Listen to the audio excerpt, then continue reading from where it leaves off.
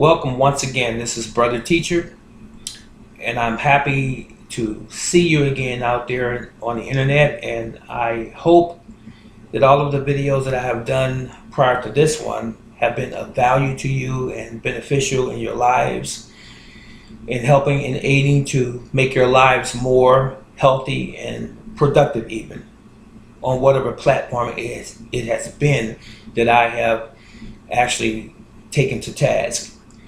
In this particular video, it is to all of those that are my friends, my family, my martial arts friends and community, to all of my subscribers and supporters out there online. And as I always say, health is something that we are in control of. It is something that is important, I'm sure, to most of us. Longevity. How long will you be on this planet? How long do you plan to be on this planet? And what can you do to ensure that you are here as long as you can possibly be, and to live as long and as healthy and wholesome of a life as possible?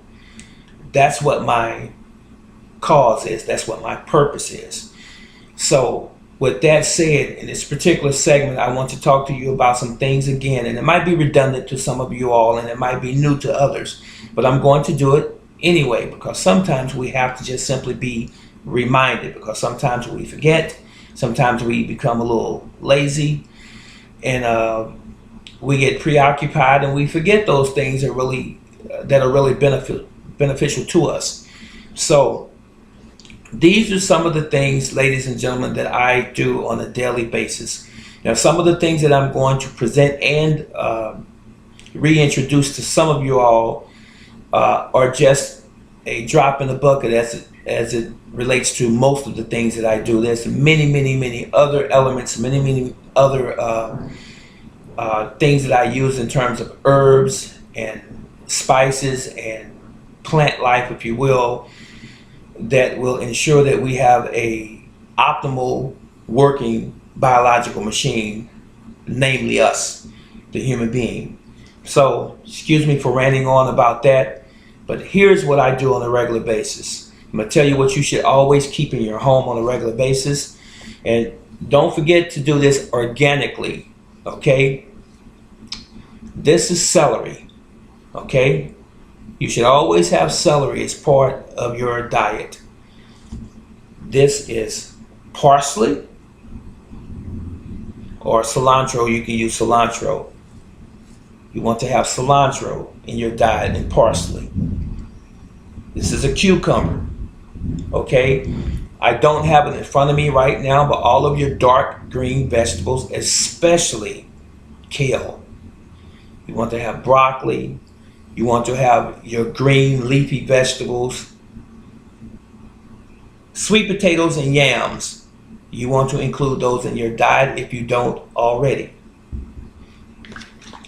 Your peppers, red peppers, yellow peppers, green peppers, okay? You want to have ginger. I don't have the ginger in front of me right now, but a close friend of the ginger is garlic. You want to have garlic. Okay, you want to also remember your blueberries. Blueberries, raspberries, both the red and the blue raspberries, you want to include those in your diets. And your strawberries, those, and you want to have bananas in your diet. Don't let the bananas be green. Let it be the smaller variety of bananas. All of this stuff should be organic. Now, I'm going to show you some of the herbs again, some of the plant life and the powders that I use. Moringa. Okay, that's one. From the healing tree called the moringa. Okay, we have spirulina. All right, it's similar to an algae, very similar. Chlorella, spelled Chlorella, chlorella. That is a blue-green algae. You want to have turmeric. Some people say turmeric, but it's spelled Turmeric. MERIC, turmeric. That is a spice that you will find in a lot of Indian/Asian dishes or cuisine, like curry and so forth. Thousands of years old. Milk thistle. You want to have milk thistle. It's a brownish color. Okay. You want to have beet root powder. Beet smells just like beets, but it's a dried powder. You want to have eye bright. If you have any macular degeneration in your eyes or glaucoma in your eyes, you want to have eye bright, sort of a brownish color as well. Spelled just like it says, eye bright. And we would be remiss if we left this spice out. A lot of people don't like hot, but you want to have cayenne pepper.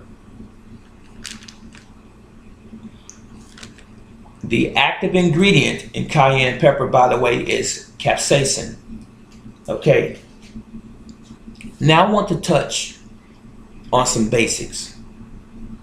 These are many of the things that I use in my diet, and then there are other things as well. Well, I want to touch on some basics.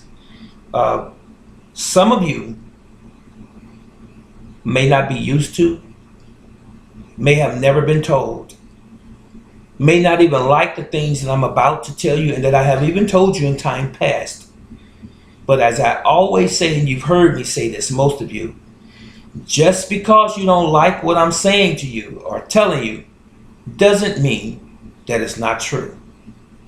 You just don't like what I'm saying. I'm just a messenger, okay? I'm just an individual trying to impart something that's good to my fellow men and women, okay?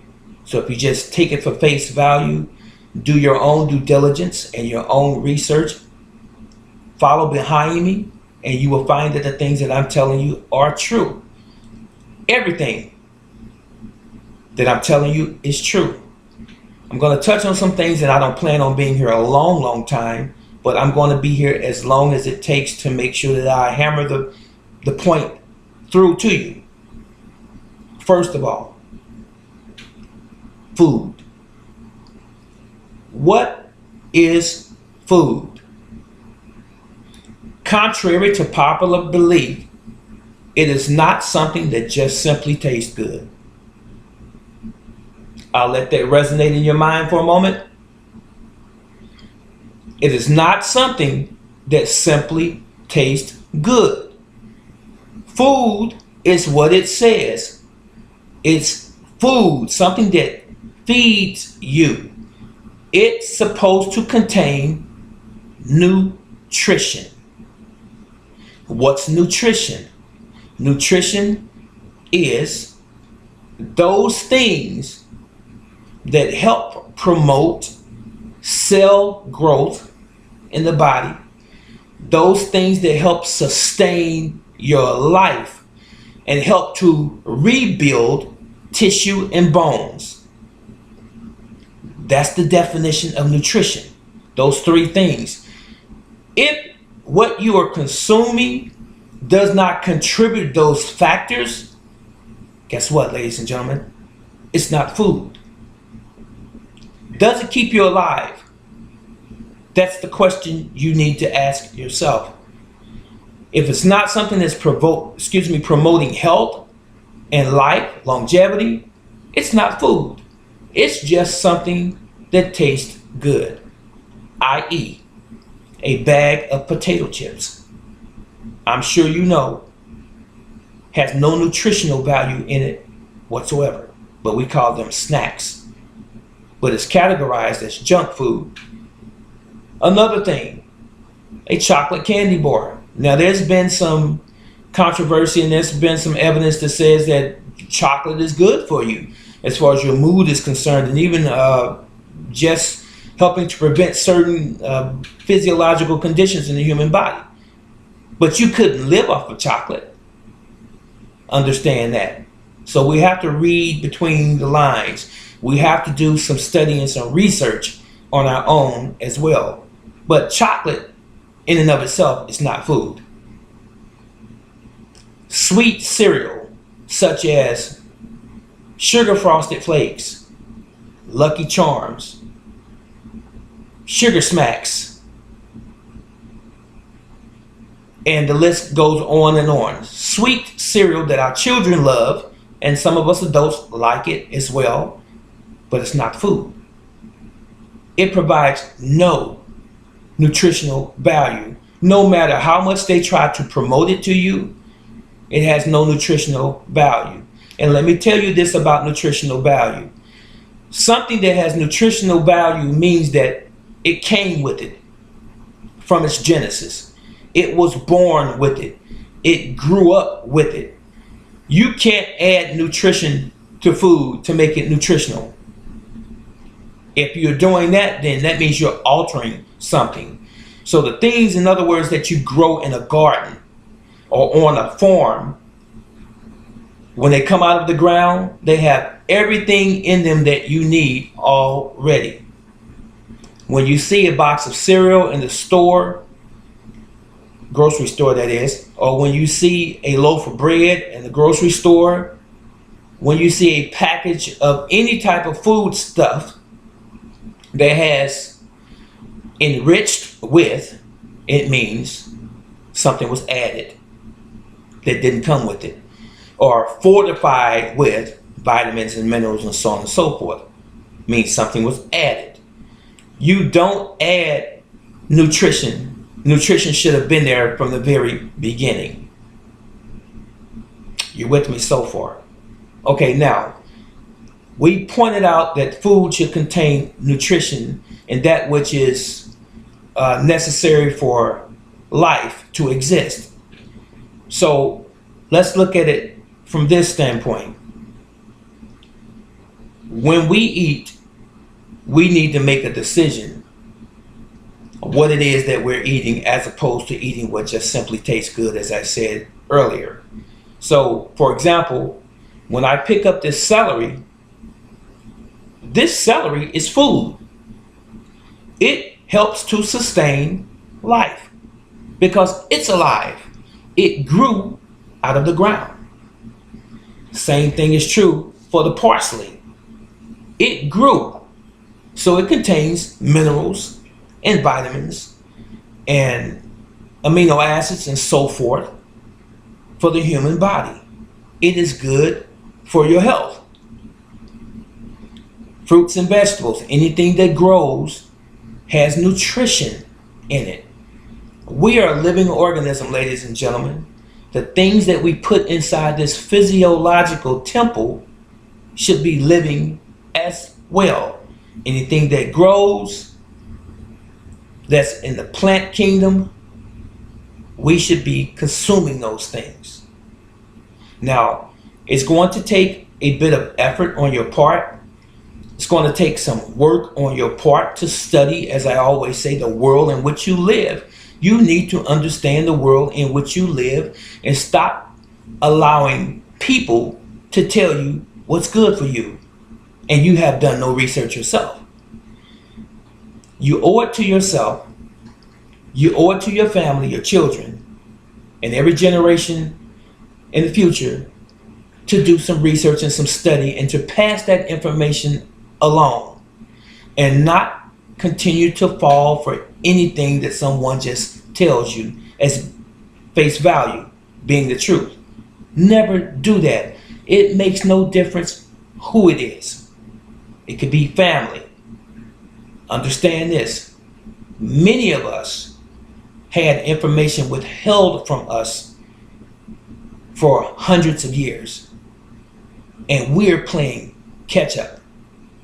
We're just now finding out about a lot of things that we never had any information about in the first place, that we were ignorant about. We just simply did not know. And if our parents and our grandparents didn't know, all they had to give us was the information that was available to them, and that was the watered down version of the truth. Okay?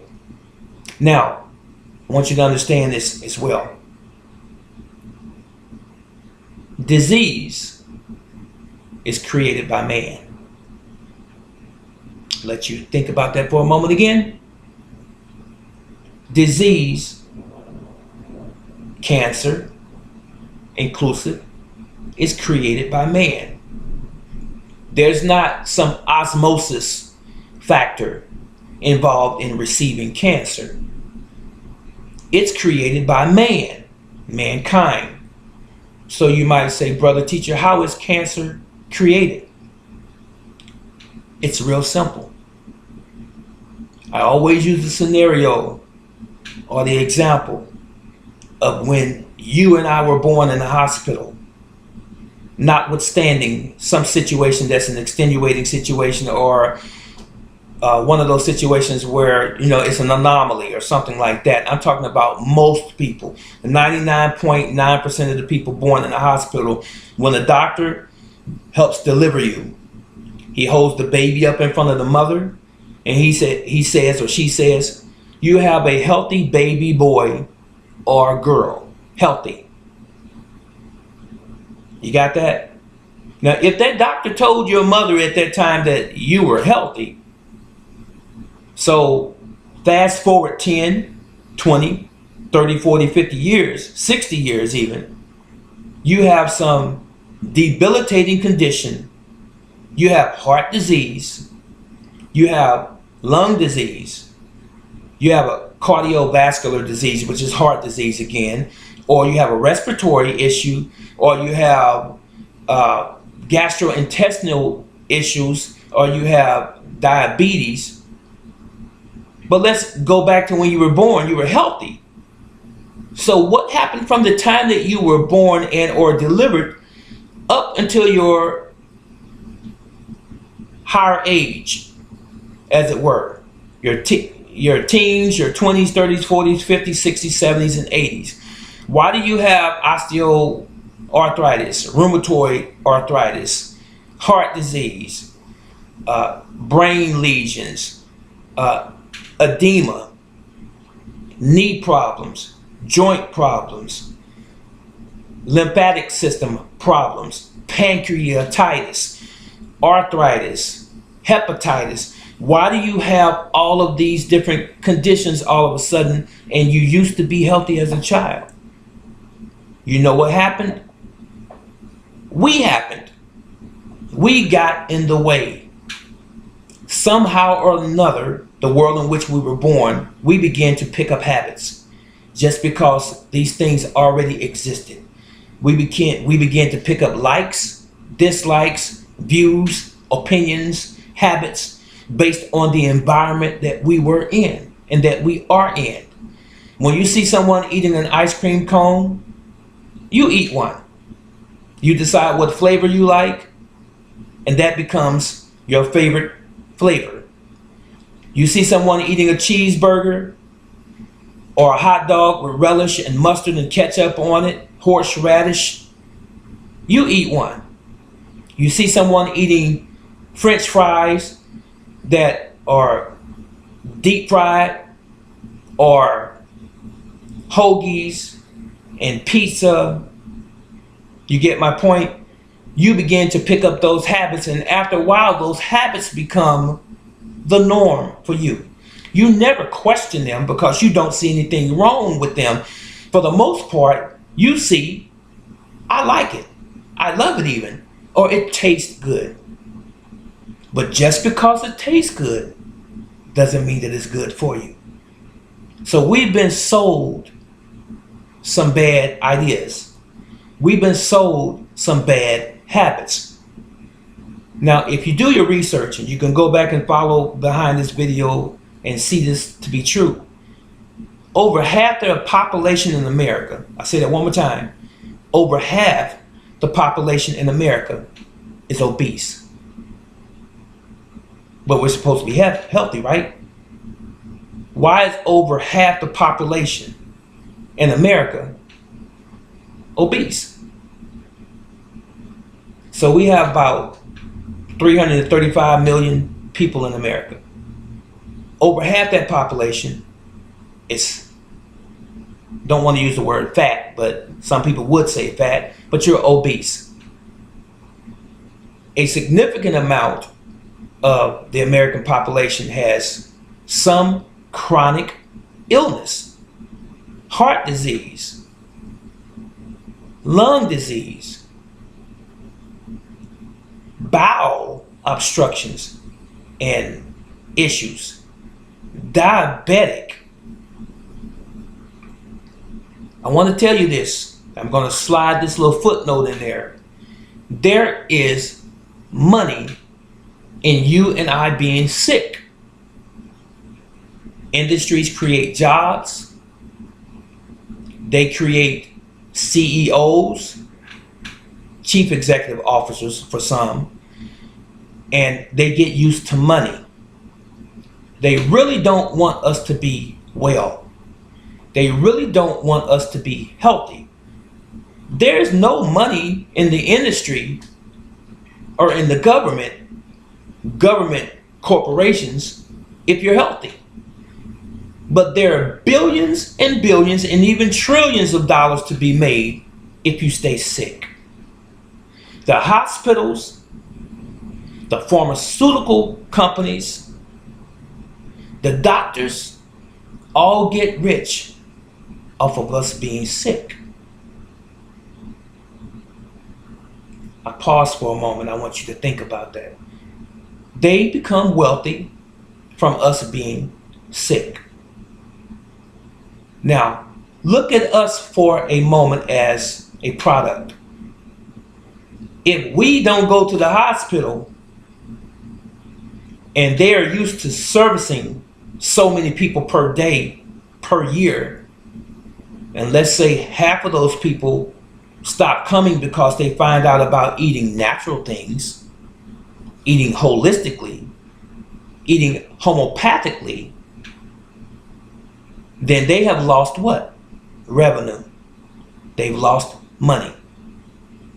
So we can never truly be 100% healed, because if we're 100% healed, we won't have to go to the doctor, or we won't have to go to the doctor or the hospital as much. So they don't want us to be educated on alternative methods to stay healthy. You with me so far? So the question that I have asked myself so many times, I've had restless nights and even days asking myself this question, ladies and gentlemen. Why do we have chemicals in our food? Have you ever asked that question of yourself? If it's food and it's intended to enrich us physically, physiologically, then why the chemicals? Why the pesticides, the herbicides, the insecticides, the fungicides being used so aggressively on the farm crops? And they don't even educate us about it. They don't tell us about it, but they do it, and they bring it to the grocery stores or the markets, and we consume it. Why do they put hormones in cattle, in cows? Why do they feed them antibiotics, even chickens? And they grow so fast just to get them to the market so that they can sell them to us, the consumer. But we are being overrun by toxins, carcinogens. Carcinogens are those things that cause cancer. And by antibiotics and all of these hormones that's injected in these animals, so they want them to grow faster so that they can continue to push them to the restaurants and to the grocery stores so that they can make money at our expense, or the expense of our health and even ultimately our lives. I really didn't mean to get on this soapbox or this tangent, but it's all related. We owe it to ourselves. We owe it to our families, our children, our future generations to wake up and to start being proactive about life, and specifically our own, and that then of our fellow men and women and children. So I'm going to switch gears for a moment. I'm going to tell you some other things. as it relates to your health that you should know. One of those things is this. Did you not know that there is a proper way to eat food? There's a proper way to combine foods. All things are not the same. All things that you eat should not be eaten together. Okay? Now, I'm sure anyone that has ever been under a doctor's care has been given prescription medicine. And if you have had several medicines, your doctors have told you, and if you read the pill bottles, the instructions, it will tell you not to combine this medicine with another medicine. Or the doctor will say to you that you can't have this medication with another medication. There's a reason. Some medicines counteract other medicines, so those medicines don't work. Some medicines or medications, when they put together, can kill you. Okay, if medication does that, ladies and gentlemen, have you ever thought about food being combined improperly? It's a reality. It's the truth. You cannot combine certain foods together. Just like you cannot combine certain herbs together. Now I'm going to give you an example in nature. And then I'm going to come back to this subject of combining foods. A great man that came into this world who just lost his life about a year ago, Dr. Sebi. He used this example, and I'm going to piggyback on this example that he used as far as nature is concerned. And I want you to open your eyes when you hear me say this. We know that a polar bear lives in a cold climate, severely, harshly cold temperatures. And it is a carnivore. It eats flesh, seals, animals. That's what a polar bear eats. And he's in a very, very, very cold climate that we couldn't survive in normally. So, he's a meat eater in a cold climate. You got that one? Now, if you were to take a grizzly bear who is a meat eater, who lives in a warm climate, and you switched places between the two bears or species, you put the grizzly bear in the polar bear's environment, and you put the polar bear in the grizzly bear's warm environment or hot environment, guess what? They both would die. They're both bears, you might say. The polar bear could not possibly adapt to hot weather because that's not where he's from. And the grizzly bear could not possibly adapt to the cold, the rigid cold weather, because that's not his origin either. Now, another example using the same, not grizzly bear, but the polar bear. A gorilla eats plant life. It is a herbivore. And you see how strong a gorilla is, a silverback, a huge muscular gorilla. He doesn't eat meat. He only eats fruit and vegetation. That's all it eats. If you take the gorilla out of the jungle, out of his environment, and you put him in that cold weather, that rigid cold weather temperature where the polar bear is, and you take the polar bear and put him where the gorillas originate from, and you feed the gorilla the polar bear's diet, and he's in a very cold climate, and you feed the polar bear the gorilla's diet, vegetation and fruit, they will both die. Why? It is not their nature to be in someone else's environment. Did you get that? This was explicit and concise. It's real simple. So let's take man. Let's take us. Let me say this in the beginning. I'm not advocating that anyone listening to this video become a vegetarian or become a vegan. That's your choice. And if you decide to take that journey, do it at your own cost and your own risk, under your own volition. Not because it may seem or sound as though I'm trying to lead you in that direction. I am really not either one.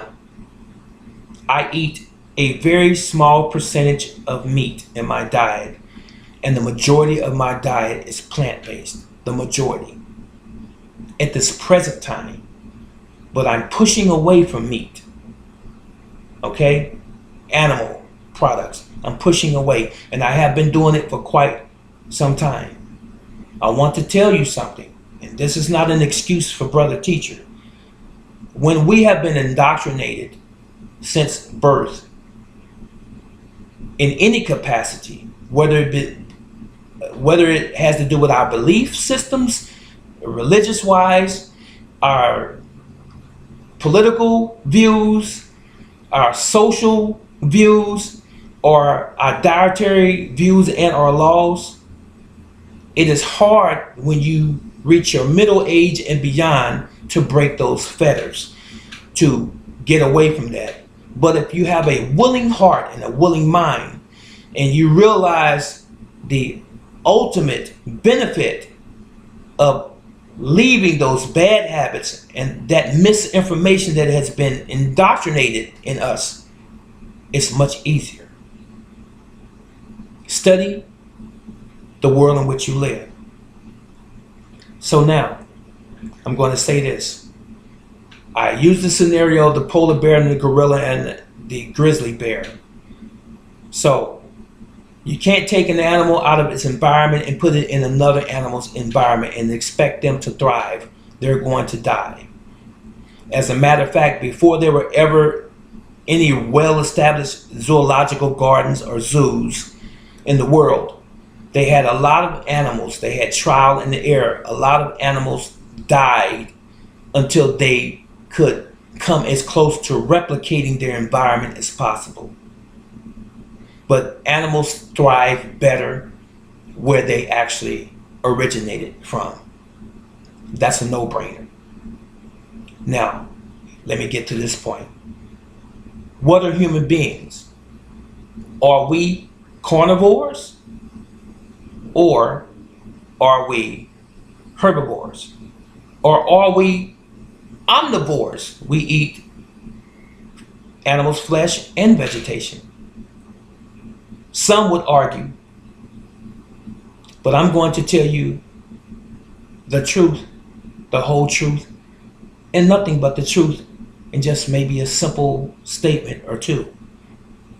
First of all, herbivores, for the most part, with the exception of canine teeth. You know that a gorilla is a herbivore.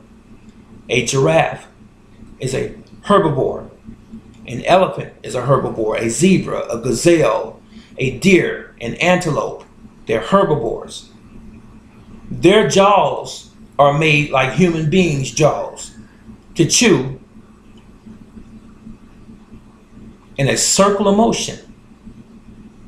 Human beings have square teeth, straight across, with the exception of the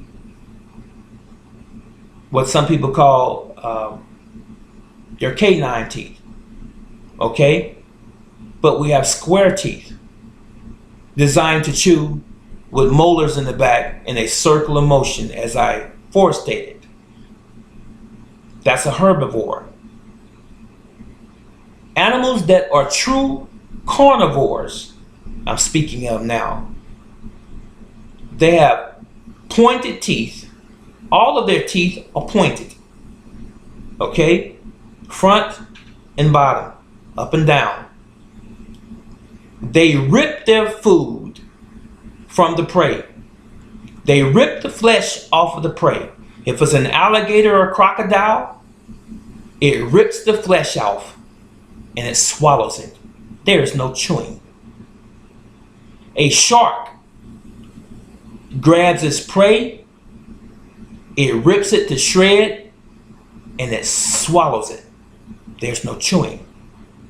A lion, a tiger, any animal in the cat family or in the dog family, hyenas, wolves, foxes, they can only bite down, rip, and swallow. They do not chew.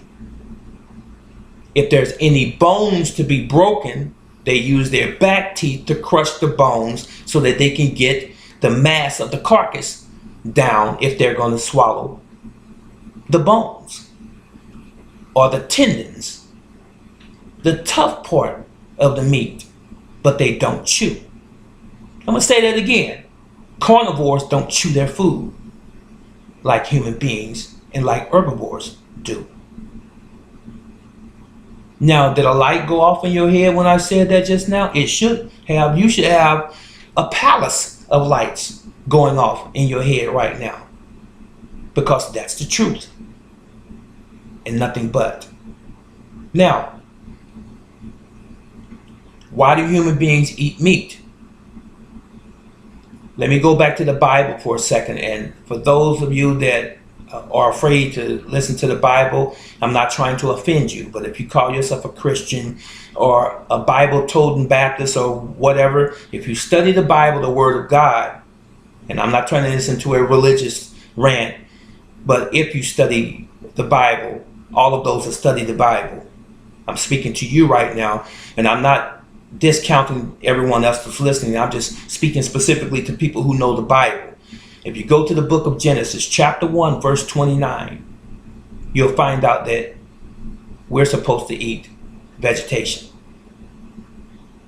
Genesis chapter 1, verse 29. There's many other places in the Bible, but I won't disclose that because this will be a very, very long video if I go that far. But that's just something that you can research. Once the Almighty began his creation, Genesis 1 and 29, see what he says about what man is supposed to eat. Okay, now, there was a point in time when man began to eat meat in the Bible as well, for those who might want to try to correct me. I do know that that did indeed happen. Okay, now, so we actually are vegetarians. Human beings are. But we eat meat, animal flesh, because, number one, it's traditional. We all grew up doing it because the people around us and the environment, they were eating meat. So we did what they did in Rome. We followed the Romans. So if that was their behavior, we picked up on that same behavior of eating meat, and it was fed to us as children, meat. So we grew up with that being our reality, eating meat. Number two, it tastes good. Throw some seasoning on it. You fix it up various types of ways. Add some sauces and some barbecue and some hot sauce and some creams and so forth. Do it up real well. It tastes good. Those are two of the main reasons human beings eat meat. Now let me tell you this. In addition to that fact, the reason, one of the greatest reasons that we have cancer is because we eat meat. Did you not know that vegetable protein can be broken down in our system more easily and more readily than animal protein, despite and regardless of what anyone has ever told you? It breaks down in your system faster. Okay? Vegetable protein.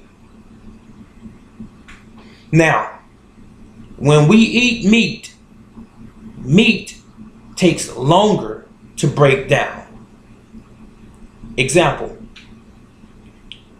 if I take a watermelon, an apple, this celery, this parsley, this pepper, this cucumber, and I laid it out on the sidewalk in 90-degree temperature, the sun is blaring on one side, and I took a whole chicken, set it on the sidewalk beside it, along with a roast right beside it, along with a package of ground chuck beside it.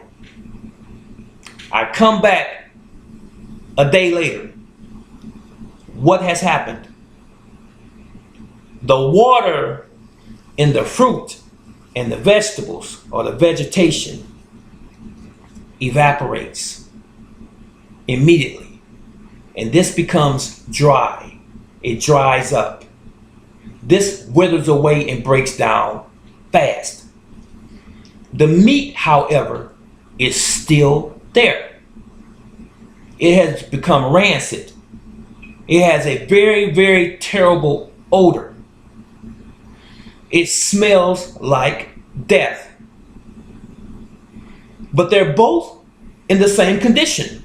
It's 90 degrees in the sun. They were placed there at the same time. The vegetables are breaking down rapidly because they're 80% water. The meat, that animal flesh, is still there.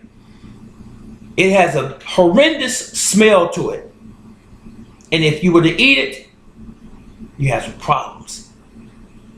Okay? Now, let's switch to you eating the same vegetables that I mentioned. If you eat those and they're in your stomach, first of all, you must chew your food thoroughly. Digestion begins in the mouth. You masticate or chew, and you have enzymes in your saliva that begins the digestive process in your mouth, along with your teeth crushing and chewing, like I pointed out earlier that vegetarians do. So when you chew it up, it turns into an almost liquid glob called a bolus going down your throat, a bolus. Once it hits your stomach, it is then met with other enzymes and hydrochloric acid to further break that down. And it turns into something called chyme, C-H-I-M-E. It's liquefied now. Stop. Take a steak. Take a chicken breast. Chew it up. You barely would get it broken down like you did the celery and the parsley or any other vegetables, but you swallow it. Remember the example of the sidewalk and the 90-degree temperature, and it's sitting out there and it still looks exactly the same. It has not broken down like the vegetation did. So when that same chicken and that same steak hits your stomach, do you think your digestive juices are going to break that chicken down any faster than it does the vegetables? It's not going to happen. So what happens is that animal protein in your stomach is going to stay there longer. And when it stays there longer, the vegetables, if you eat them together, are going to stay there as well, because they are all being melded together. They are all being processed together if you eat them together. So if the protein can't be broken down, the animal protein that is, by your hydrochloric acid and your pepsin in your stomach, and it takes longer because of the flesh, the animal flesh, if it takes longer to break down, it's going to take longer for it to leave your stomach and finish its journey throughout your digestive tract, which is your small intestines and then your large intestines and then out. So what happens, brother teacher, while this is sitting in your stomach? What is happening? It's a good thing you asked. What's happening in your stomach is it's becoming fermented. Fermentation in the stomach. And it becomes very, very, very, very acid. Now understand this. The vegetables were already alkaline when you ate them. Okay? Meat is already acid. But when it ferments in your stomach along with this, it becomes even more and more acidic. This is not friendly to your body. So food, when it enters into your mouth is the first portal. Your anus, your rectum is the end of it. Our whole digestive system is a tube, ladies and gentlemen. The opening to that tube is your mouth. From your mouth, it goes to your esophagus to the stomach. From the stomach to the small intestine. From the small intestine to your large intestine. You have the ascending colon, the transcending colon, the descending colon, and then out of your rectum. You follow me so far? All of that is one tube in and out. There is not supposed to be any hesitation in digestion. There's not supposed to be any pause in digestion. There's not supposed to be any hold up in digestion. It is supposed to be just like you turning on a faucet. It's running. It's running. It's running. You follow me? Your circulatory system, your blood going through your veins and your arteries is always running. It never stops. It's a highway that never ceases. You follow me? Your heart pumps blood away and it comes back to the heart. Away and back to the heart. Your digestive system is supposed to be the same way. When it comes in, it comes out. When it comes in, it comes out. There's no hesitation. Your heart doesn't stop for 10 minutes or a day or two and then decides to start beating again. It's constant. Your system is alive. You follow me? So when you eat your food, you help to digest it in your mouth. It goes to your stomach and it continues the digestive process, and it leaves and it starts the absorption process primarily in your small intestines. That's where you get your nutrition from. You get your vitamins, your minerals, your amino acids. It gets absorbed into your bloodstream, and then it's on its way out through your large intestine and then all the way out as waste. That's not supposed to be held up. It's not supposed to be a traffic jam. Anytime you mix two things together, two improper foods together, then they're going to stay in your system longer. And that is where constipation comes from. That is why people are constipated. You follow me? Constipation means that there's a holdup. There's a freeze. Now let me show you this. Let me explain this to you, and I want you to think.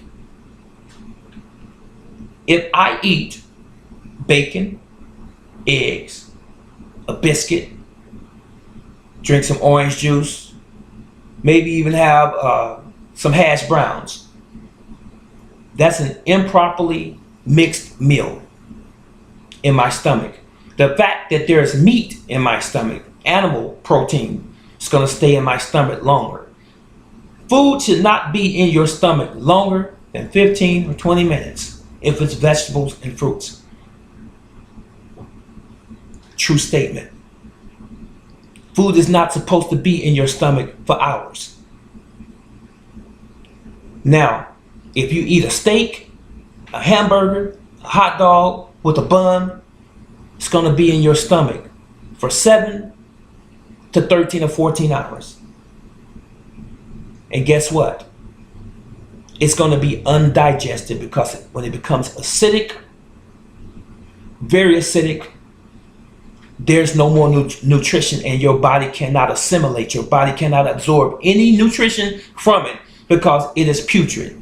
It has no nutritional value. So you will become, my friends, malnutrition. And your body is going to be crying for nutrition. And the longer you continue to eat this way, this improper way, you're going to have heartburn, indigestion, IBS, irritable bowel syndrome, leaky gut, diabetes, heart issues, placation or plaque buildup in your arteries from combining these things that should not be combined in the first place. That's where your disease comes from. There's an old adage that health starts in the gut and disease starts in the gut or the stomach as well. Disease and health start in the stomach, in the gut. Now, I use the example of my breakfast. If that stays in my stomach 6 or 7 hours or 10 hours, when it decides to move out through the peristalsis movement, when it starts to move through the intestines and it's going towards the large intestines, and I eat my second meal, you're not supposed to have a bowel movement. For example, if you eat 3 meals, they never come out together. You didn't eat them together. So if you eat breakfast and have a few hours between, you eat lunch, have a few hours between, and then you eat supper, and then you eat a snack, they're not supposed to happen. Your bowel movement doesn't happen at the same time. They happen in the same sequence by which you ate them, if you're eating properly. But when you eat improperly combined foods, you have one food caught up in your intestines. Okay? Then it begins to attach to the walls of your intestines. And then some of it escapes through the intestines and comes out in the toilet when it can make it out. And when you're sitting on the toilet and you have to grunt, or you have to use your muscles in your anal canal and you're forcing it out, no one should have to force their bowel movement out. You're forcing it out because you're constipated. Okay? Now, as I said, when it gets caught in the intestine, some of it does make it through. And then that second meal comes along, the same thing happens. It gets caught in the intestines.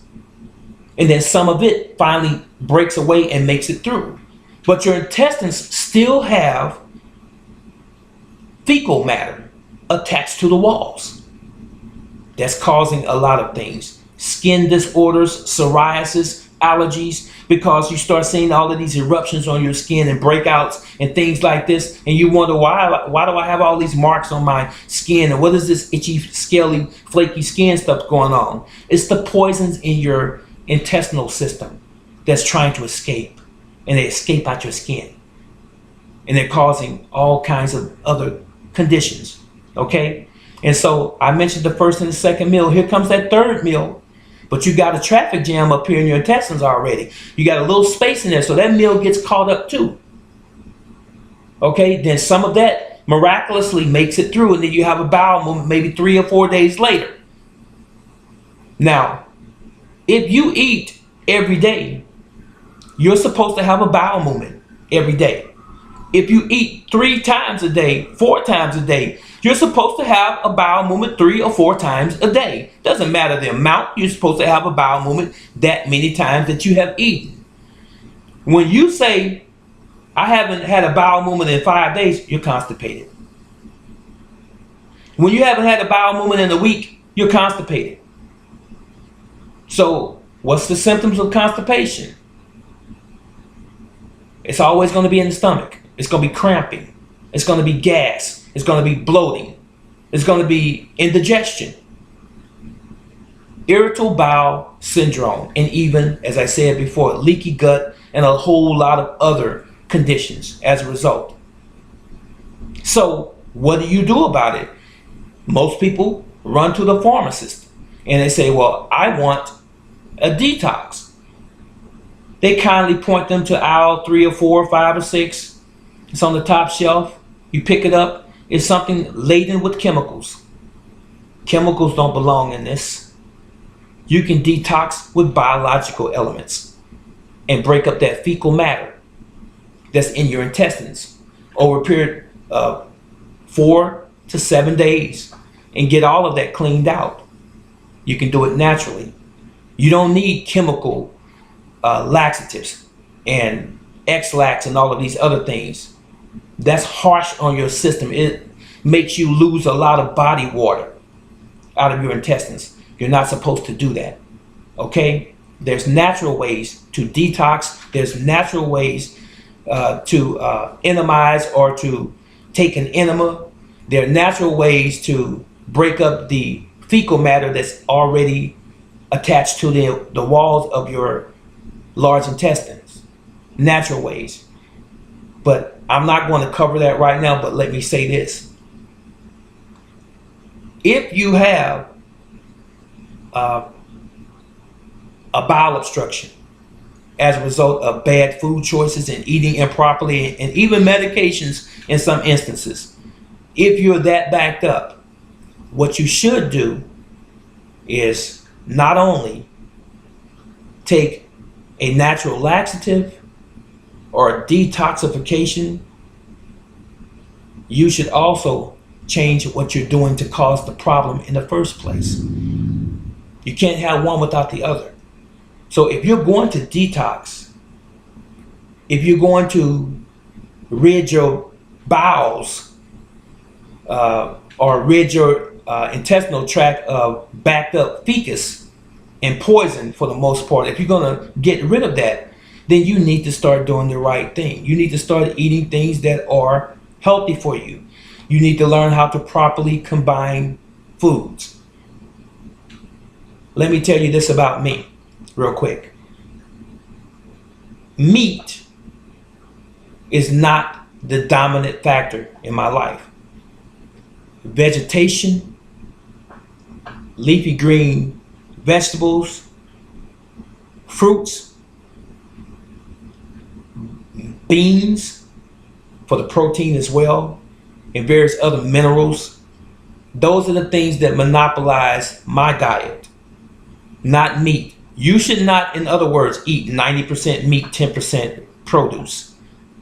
You're doing it backwards. Don't forget, we originally were not supposed to eat meat. Your body hasn't changed. It hasn't forgot its mind. Your body knows what you're supposed to have. It's this up here that gets in our way.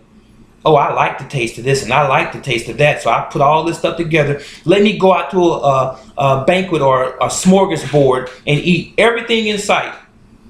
You're going to have some stomach issues. You're going to go and buy you some Tums and some Rolaids afterwards, some Malox, some milk of magnesia to fix your problem. But it's all temporary. It's not fixing the problem. You are the problem. We are the problem. We are in our own way. Okay? So, when you eat in the morning, put something in your stomach that's nutritional. This is what I do. I'm going to give you an example of one of the things that I do. The first thing that I do is I take celery, about one heart, about one of those. I break it up. Put it in this juicer or bullet. Okay? Drop them down in there. The other thing I do, I get some parsley. Now you want to have fresh parsley when you put it in here. And if I buy a lot of parsley, I may freeze it, and when I decide to make a juice, I'll just take just enough out of the freezer and I put it in the same container. But let me forewarn you, if you have parsley and you let it thaw out, it becomes very, very gooey. It can freeze up the blade in your bullet or your food processor or whatever you're using. It can catch the blade and burn up your motor. So you want to get it when it's fresh, or when you take it out of the freezer, you want to use it while it's still stiff so it can be chopped up by the blade. Okay, remember that. Now, the other thing I'll do, I'll take about an inch size of cucumber. I'll drop it in here. Okay, that pepper, I take a piece of that red pepper,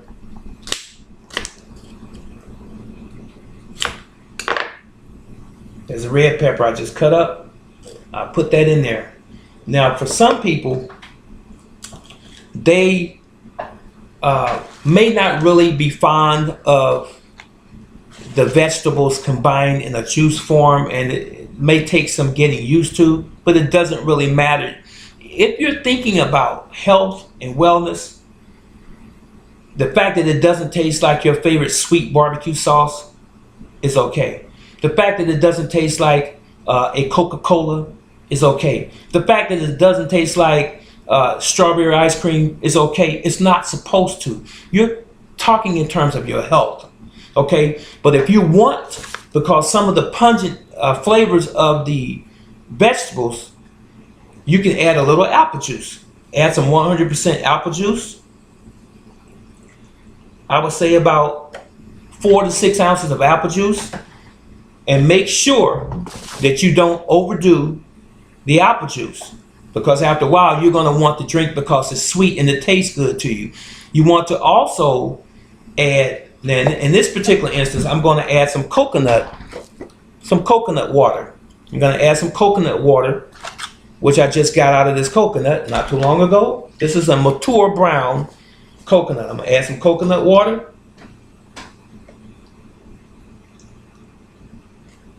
All right, and I'm going to have some natural spring water, some distilled water, or some purified water. You want the water to be free of pathogens and free of chemicals as much as possible. So you want to make sure that if you're using your house water, you understand that that's municipal water and that it has chlorine, it has fluoride, it has arsenic, it has a plethora of chemicals in it. So you want to always make sure that you have a filter, not only on your kitchen sink, but on your shower like I do, and on your bathroom sink like I do, and you can drink water out of there, and that the water is safe for you, or safer than it was just coming from the municipal supply. Remember that. You want to add some water. Okay? Hold 1 second. I'll be right back. Hi, this is Brother Teacher. I'm back. And here's the end result. It's sort of a mottled brownish green drink, and I decided to add a few blueberries to it. This was not intended to be a sweet fruit smoothie, but a green drink per se. But because it's going on 3 o'clock in the afternoon, you can eat fruit. That's another subject as well. You don't want to eat fruit or drink fruit juice in the morning time, because fruits are cooling fruits, or cooling agents, if you will. We'll discuss that a little bit later. But let me tell you, all of the things that I mentioned to you earlier, I added the milk thistle, the turmeric, I added the chlorella, the spirulina, the moringa, the beet powder, the eyebright, and of course the cayenne pepper. I added that for a blast of health, ladies and gentlemen. This is the first thing that I do every single morning. Now, I haven't eaten breakfast. I haven't had anything to eat or drink today at all, because I was doing this video and dealing with the kids going swimming and things like that, which is not really important to you, I'm sure. But just wanted to point that out. This is my first meal of the day, and it's like 2:45 in the afternoon, and here's to your health. It's wonderful. And you get a hint of that cayenne pepper in there. It burns a little bit going down. I didn't put an absorbent amount in there, but I put just enough to do the job. So typically if I was to put cayenne pepper in my drink, it would be about a teaspoon.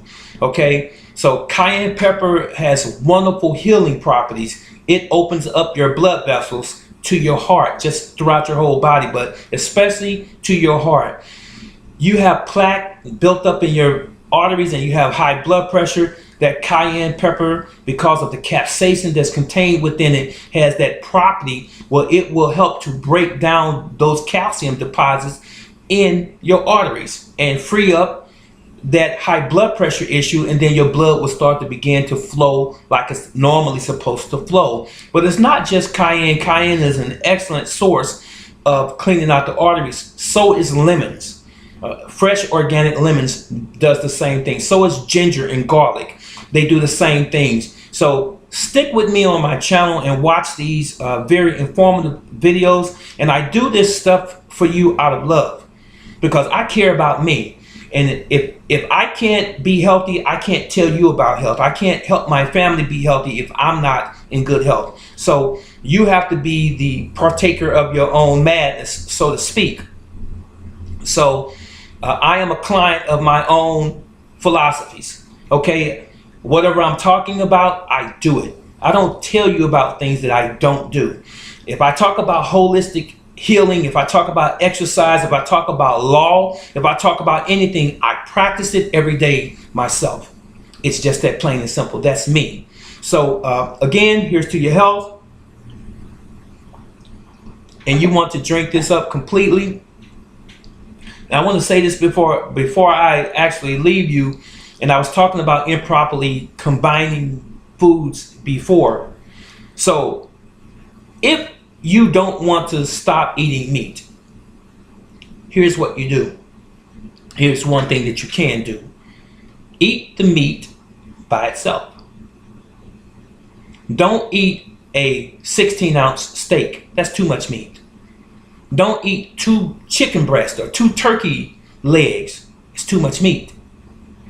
You only have enough digestive fluids. You only have enough hydrochloric acid to break down so much animal protein if you were to eat it. A very small percentage, maybe 15% of the animal protein that you put in your stomach can actually be used, can be broken down. Understand that. Do the research like I told you earlier in the video. Now, if you also eat meat, this is going to be hard for some people to swallow this pill. Don't eat hamburgers. You're not supposed to combine an animal protein with a starch. So if you eat a hamburger, you're eating a what? A bun. That's starch. You're eating animal protein. When you eat a hot dog, you're eating what? A bun. That's animal protein and a starch. When you eat spaghetti and meatballs, that's animal protein and a starch. When you eat rice along with chicken, rice along with steak, you're eating animal protein and a starch. When you eat lasagna, animal protein and a starch. Should I go any further? Animal proteins and starches will not break down in your body rapidly. When you put the starch and the animal protein in your stomach, it's going to be in your stomach for several hours. 7 to 14 hours. It's going to be in your stomach. And guess what? There's no nutrition there. And guess what? You're asking for cancer.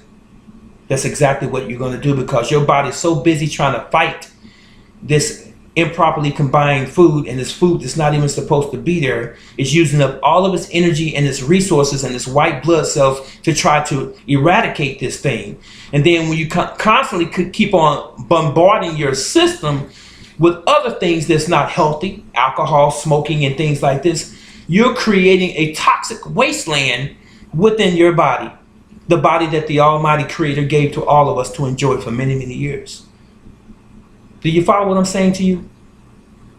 I hope so. I hope that this video was very, very inspirational to some. I hope that it was eye-opening to many, and I hope it was probably a resurrection of some of the things that you have probably been told in time past, and maybe you started doing it and then you just kind of fell off some sort of way.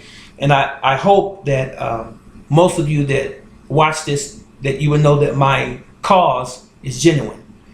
My concerns and my passion is genuine towards you. And I want you to live a long and prosperous life as it was intended for all of us to live. Now, there are things that happen, like the scripture says, time and chance happen to all of us, like the fish that's caught in the evil net. You don't know when this time is going to be, or when your time is going to be. We could walk outside the door and something fall out the sky and hit us in the head, an airplane part. We can walk out and get hit by a truck or a bus or a motorcycle or a car. We don't know. We could be a person in the wrong situation, and somebody's shooting at someone that they're angry with, and they can shoot us instead because we're in the line of fire. We don't know. Anything could happen to us. But those things that we can control, we should control. This is Brother Teacher. As I always tell you, Yahweh loves you, and I love you. And I'll see you in the next video. And before I see you in the next video, you make sure that you like and that you share this video with people that you care about, and that you leave any comments that you might have, and I will respond to you. So long. May Yahweh bless you.